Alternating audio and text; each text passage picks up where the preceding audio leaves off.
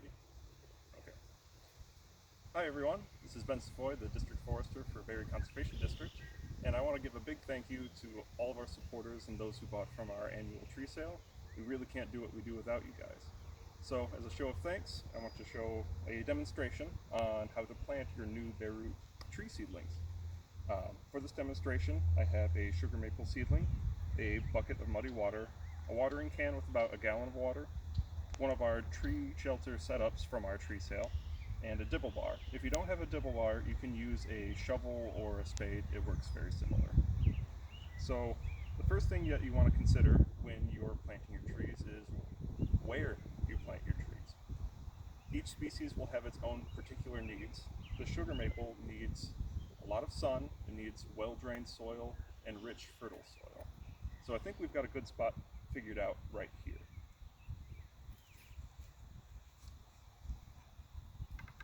So while you're planting your trees, you want to make sure that the roots stay moist. If the roots aren't moist, it can die very quickly, so I keep this in the muddy water until I'm ready for planting. You want to make sure that it's planted to a depth where the entire roots are buried, not too much farther than the root flare, which is where the stem flares out and becomes the roots. You can kind of see it right here. It may be more difficult to find on other species of trees, but maples have a very clear root flare. So I'm going to keep this in the water until I'm ready. With your shovel, spade, or dibble bar, you want to make a slit in the ground that's just as deep as the roots on the seedling. Place it into the ground and wiggle it gently back and forth.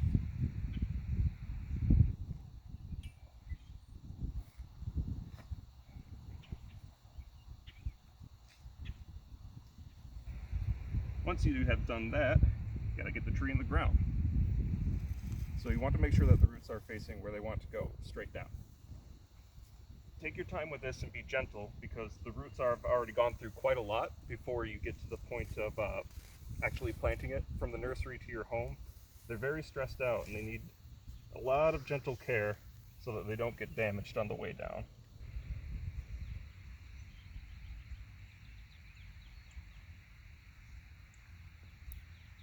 And it may take a couple tries. It's going to on this one because I may need to dig a little bit deeper.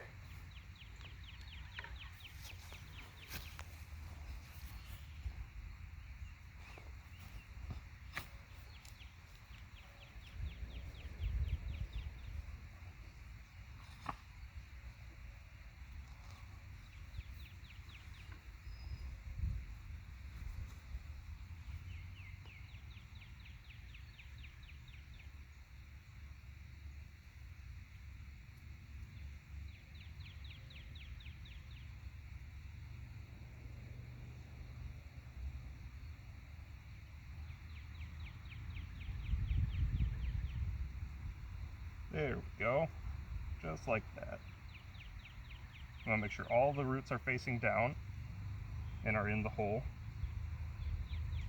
The tree is facing the direction you want to go, not so crooked. There you go. Now we're not quite done with it yet. We've got to make sure that the soil is secure around the base of the tree. To do that, you don't want to just stamp it in over and over. You might damage the roots of the tree or compact the soil so much that it can't pick up water, minerals, and the nutrients that it needs.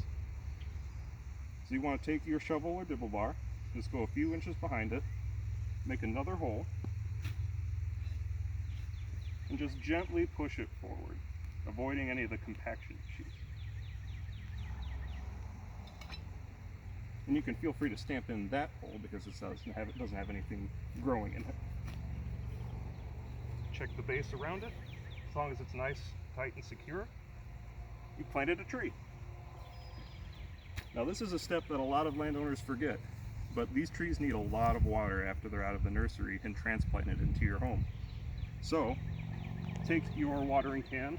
I usually add about a coffee can worth of water for each seedling. So it takes a couple trips if I'm planting a bunch. Just gently add it. You don't want to saturate the soil so that it's just puddling around it. You want to make it feel like good gardening soil. Moist but not flooded.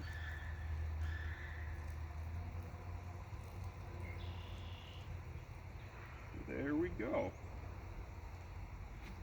That's one added tree, and for those of you that are just planting a bunch of trees, you don't necessarily have to add the tree shelters, but the tree shelters do raise up your success rate of each seedling that you plant. So for the next part of this demonstration, I'm going to show how to set up these tree shelters.